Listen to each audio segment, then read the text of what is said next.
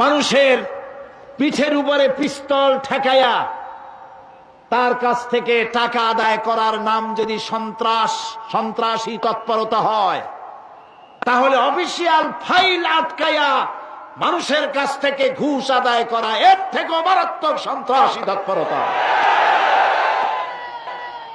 অশিক্ষিত নিরক্ষর ভিক্ষুক প্রতিবন্ধী যদি মানুষের কাছ থেকে হাত পেতে খয়রাত নেয়, এটার নাম যদি ভিক্ষা হয়, তাহলে শিক্ষিত মানুষ সরকারের চেয়ারে বসে আনডিউ ফেভার যদি আপনার মক্কেলের কাছ থেকে ঘুষের টাকা নেন, তাহলে মূর্খ, অন্ধ, কানা, পঙ্গু লোকের ভিক্ষার চাইতে এটি আরো মারাত্মক ভিক্ষা।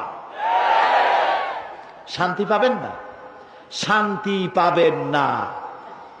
বহু টাকা ঘুষ খাইছেন, ঘুম হবে না, ঘুম হবে না।